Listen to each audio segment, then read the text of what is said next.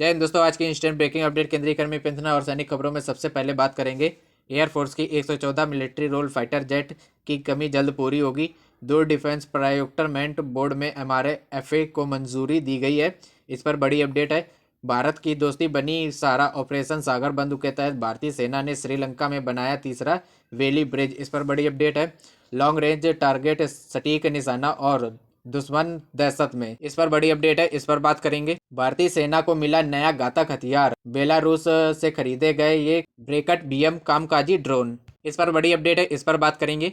तो सबसे पहले पहली खबर, वायुसेना को कुल 100 military role fighter jet aircraft की आवश्यकता है। यह एक बड़ी खरीद है और इसके लिए कई चरणों से गुजरना पड़ता है। हर डील से पहले कई प्रक्रियाओं को पूरा करना अनिवार्य होता है। इंडियन एयरफोर्स के लिए मिलिट्री रोल फाइटर जेट लेने की प्रक्रिया एक कदम आगे बढ़ी है। शुक्रवार को डिफेंस प्रोक्योरमेंट बोर्ड DPB में प्रस्ताव को मंजूरी मिल गई है। अब इसे रक्षा अधिग्रहण समिति में भेजा जाएगा। एयरफोर्स को 114 MRFA चाहिए, यानी कि मिलिट्री रोल फाइटर जेट। इसके लिए काफी सालों से प्रक्रिया चल रही है। एयरफोर्स को फाइटर जेट स्क्वाड्रन की संख्या जिस तरह नीचे आ रही है, उसमें एयरफोर्स को नए फाइटर जेट की सख्त जरूरत है। किसी भी डील से पहले कई प्रक्रियाओं को पूरा करनी होती है। शुक्रवार को MRFA के लिए DPP की मंजूरी मिली। अब इसके बाद इसे मंजूरी रक्षा अधिग्रहण समिति में दी जाएगी, जो रक्षा मंत्री की अध्यक्षता होती है। फिर RFI जारी किया जाएगा, यानी कि रिक्वेस्ट फॉर प्रपोजल। इसके बाद फाइस और कॉन्ट्रैक्ट निगोशिएशन होगा। फिर CCF का अप्रूवल भी लेना होगा। इसकी पूरी संभावना है कि MRFA के दौर पर एयरफोर्स राइफल फाइटर जेट लेगी। राइफल फाइटर जेट के लिए अनौपचारिक बातचीत काफी वक्त से जारी है और अब औपचारिक तौर पर प्रक्रिया भी आगे बढ़ रही है। इंडियन एयरफोर्स के पास पहले से ही राइफल फाइटर जेट हैं। Air force chief marshal AP Singh पहले ही कह चुके हैं कि राइफल को शामिल करना आसान होगा, क्योंकि पहले से ही एयरफोर्स के पास इसके सिमुलेटर हैं और लोग इसमें ड्रैग है। साथ ही इसकी लॉजिस्टिक चेन भी आसान होती है। ऑपरेशन सिंदूर में भी इंडियन एयरफोर्स ने राफेल फाइटर जेट का इस्तेमाल किया था। MRFA प्रस्ताव स्वदेशी तेजस से बिल्कुल अलग है और इससे तेजस पर असर नहीं होगा। इंडियन एयरफोर्स ने हिंदुस्तान एरोनॉटिक्स लिमिटेड यानी HAL को पहले 33 तेजस मार्क 1A का ऑर्डर दिया था, जिसकी कीमत 48,000 करोड़ रुपए थी। बाद में सरकार ने अतिरिक्त 97 तेजस मार्क A का ऑर्डर देने को मंजूरी दे दी थी, लेकिन HAL से एयरफोर्स को तेजस मार्क 1A मिलने में देरी हो रही थी। अभी तक एयरफोर्स के एक भी LCA तेजस मार्क 1A नहीं मिल पाया है, जबकि ये 2 साल पहले ही मिलना था। तेजस और मिलिट्री रोल फाइटर जेट में फर्क भी है। तेजस जहां लाइट कॉम्बैट एयरक्राफ्ट है और वही multi role fighter jet aircraft ज्यादा वजन का होता है, जिससे LCA और MRAF में रेंज का फर्क आ जाता है। LCA की रेंज कम होती है, साथ ही हल्का होने की वजह से LCA में MRAF के मुकाबले कम वेपन कैरी किए जा सकते हैं। डिफेंस सूत्रों ने कहा है कि MRAF से रक्षा क्षेत्र में आत्मनिर्भरता प्रभावित नहीं होगी, क्योंकि LCA प्रोजेक्ट और AMCA प्रोजेक्ट के लिए अलग से फंड अलॉट किया गया है। दूसरी सबसे बड़ी इंस्टेंट ब्रेकिंग अपडेट, श्रीलंका में निराशकारी तूफान दिव्या के बाद भारत ऑपरेशन सागर बंधु के तहत मदद कर रहा है। भारतीय सेना ने जाफना, कैंडी और सेंट्रल प्रोविंस में 3 महत्वपूर्ण बेली ब्रिज सफलतापूर्वक बनाए थे। तीसरा 120 फीट लंबा पुल कैंडी और नुवारा एलिया को जोड़ता है, जो 1 महीने से बंद था, जिससे आवाजाही और आपूर्ति बहाल हुई है। श्रीलंका में दित्वा से हुई तबाही के बाद से भारत सरकार ऑपरेशन सागर बंधु के तहत मदद कर रही है। भारतीय सेना की इंजीनियरिंग स्टॉक फोर्स B492 को ठीक करने के लिए लगातार काम कर रही है। इसे कड़ी से सफलतापूर्वक 2 महत्वपूर्ण बेली ब्रिज बनाने के बाद तीसरा भी तैयार कर दिया गया है। सोशल मीडिया प्लेटफॉर्म एक्ट पर पोस्ट कर जानकारी दी गई है कि भारतीय सेना ने जाफना और कैंडी क्षेत्रों में पहले से ही 2 महत्वपूर्ण बेली ब्रिज सफलतापूर्वक बना दिए हैं।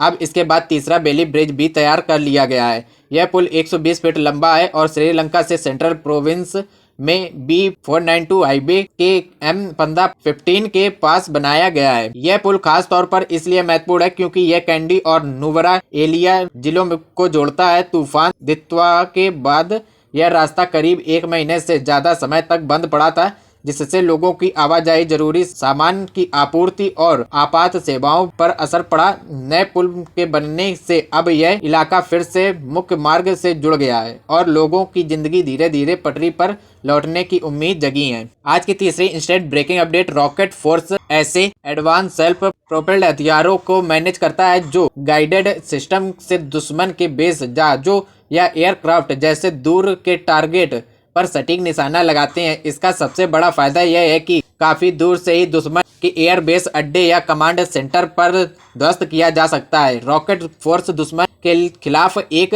मजबूत प्रतिरोध का काम करता है। भारत के आर्मी चीफ उपेंद्र द्विवेदी जी ने मंगलवार को कहा है कि देश का मिसाइल फोर्स की जरूरत है। उन्हें दिल्ली में प्रेस कॉन्फ्रेंस में कहा है कि आज आप देखेंगे कि रॉकेट और मिसाइल एक दूसरे से जुड़ गई हैं, क्योंकि अगर हम कोई असर डालना चाहते हैं तो रॉकेट और मिसाइल दोनों ही ऐसा कर सकती हैं। हम एक रॉकेट मिसाइल फोर्स बनाने की सोच रहे हैं, क्योंकि जैसा ही आप जानते हैं कि पाकिस्तान ने एक रॉकेट फोर्स बनाई है और चीन ने भी एक फोर्स बनाई है। रॉकेट फोर्स किसी भी सेना की एक स्पेशल यूनिट होती है जो लंबी दूरी की मिसाइलों और रॉकेट हथियारों का संचालन, नियंत्रण और हमलों के लिए इस्तेमाल की जाती है। सरल शब्दों में यह दुश्मन के महत्वपूर्ण ठिकानों जैसे कमांड सेंटर, हाईवे अड्डे या बुनियादी ढांचे पर सटीक और तेज हमले करने का काम करती है। सबसे अहम बात यह है कि रॉकेट फोर्स या मिसाइल फोर्स में सेना को हमला करने के लिए फिजिकली रणभूमि में मौजूद नहीं होना पड़ता है, बल्कि आर्मी इंजीनियर अपने कमांड सेंटर से ही दुश्मन के ठिकाने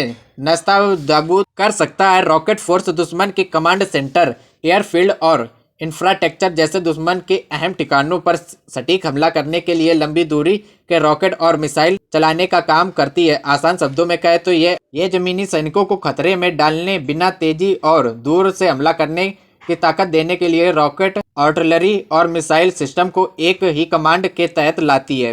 रॉकेट या मिसाइल फोर्स ऐसे एडवांस सेल्फ प्रोपेल्ड हथियारों को मैनेज करता है जो गाइडेड सिस्टम जैसे कि रडार, इंफ्रारेड या जीपीएस का इस्तेमाल करके दुश्मन के बेस, जहाजों या एयरक्राफ्ट जैसे दूर के टारगेट पर सटीक निशाना लगाते हैं। ऑपरेशन सिंदूर के दौरान भारत ने गजब की कॉम्बैट क्षमता का प्रदर्शन करते हुए पाकिस्तान के 10 से 11 एयरबेस को तबाह कर दिया था।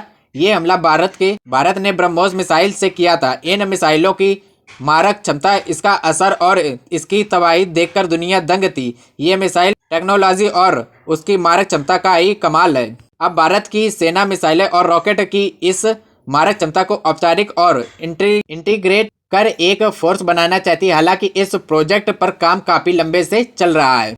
जब हमारे मन में युद्ध की छवि उभरती है तो हमारा ध्यान परंपरागत युद्धों पर जाता है, जैसे कि टैंक, तोप, गोले, दोनों और डटी सेनाएं। लेकिन रॉकेट और मिसाइल वॉरफेयर इस जंग को आगे ले जाता है, जहां दुश्मन सामने नहीं बल्कि अपने घर में मौजूद है, अपने सेंटर पर मौजूद है और उसे वहीं ढेर किया जाता है। आधुनिक लड़ाइयों में बड़ी संख्या में सैनिक के इस्तेमाल के बजाय लंबी दूरी के सटीक हथियारों पर जोर दिया जा रहा है। जैसे कि हाल ही के लड़ाइयों में देखा गया है कि ईरान इजराइल की लड़ाई हो या फिर रूस यूक्रेन की लड़ाई हो, लड़ाई मिसाइलों के, रॉकेट और ड्रोन से लंबी दूरी से दुश्मन पर कहर ढाया है।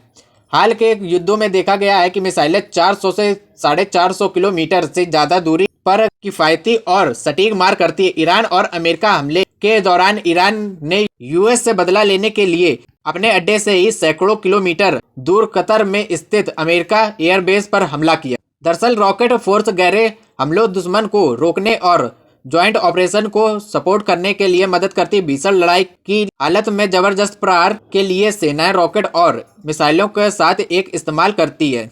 आर्मी चीफ उपेंद्र द्विवेदी जी इसी असर की बात अपने प्रेस कॉन्फ्रेंस में कर रहे थे। उन्होंने कहा है कि हमने 120 किलोमीटर की रेंज वाले पिनिका सिस्टम का टेस्ट किया है। हमने कई और कॉन्ट्रैक्ट भी साइन किए हैं जो 150 किलोमीटर की रेंज का पता लगाएंगे और बाद में हम देखेंगे कि यह 300 से 450 किलोमीटर की रेंज तक पहुंचेगा। आपने प्रलय और ब्रह्मोस के बारे में भी सुना होगा।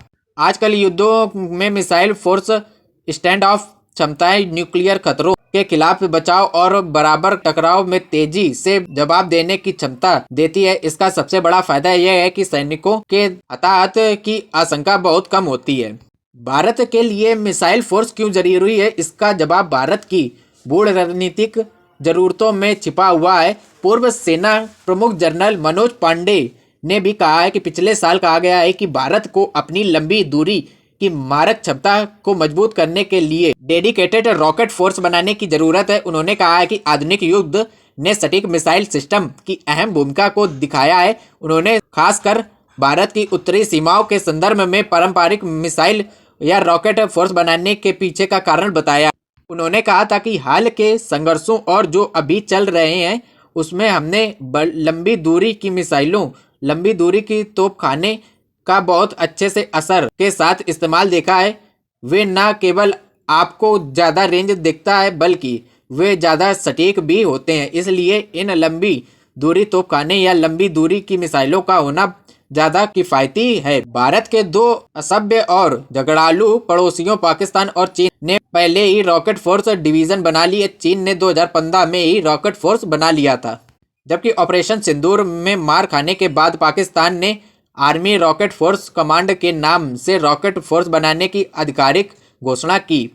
पाकिस्तान ने यह घोषणा 13 अगस्त 2025 को की थी। पाकिस्तान ने यह फोर्स चीन की people liberation army rocket force की तर्ज पर बनाई गई है। भारत के दो पारंपरिक प्रतिद्वंदियों के पास रॉकेट फोर्स हो जाने के बाद भारत इस फोर्स की जरूरत से इनकार नहीं कर सकता है। इंस्टेंट तीसरी अपडेट, ऑपरेशन सिंदूर के बाद भारतीय सेना ने अपनी ताकत में लगातार इजाफा कर रही है। सेना ने अपनी आक्रामक क्षमता को मजबूत करते हुए बेलारूस के दर्जनों ब्रेकट BM कामिकाजी ड्रोन खरीदे हैं। ये घातक ड्रोन जेट इंजन से संचालित होते हैं और इन्हें आधुनिक युद्ध की जरूरतों को ध्यान में रखकर बेलारूस द्वारा डिजाइन किया गया है। मीडिया रिपोर्ट के मुताबिक भारतीय सेना ने अपनी ड्रोन क्षमता में इजाफा करते हुए हाल में ही बार्केट BM कामिकाजी ड्रोन खरीदे हैं। सेना ने यह खरीदारी बेलारूस से की है। हालांकि इस खरीदारी के बारे में ज्यादा जानकारी सामने नहीं आई, लेकिन सेना ने इन कामिकाजी ड्रोन के शामिल होने से सर्जिकल स्ट्राइक और प्रिसीजन एक्ट क्षमता को ताकत मिलेगी। यह ड्रोन बॉर्डर पर निगरानी, दुश्मन के एयर डिफेंस सिस्टम और उनके ठिकानों पर सटीक हमला करने में अहम भूमिका निभा सकते हैं।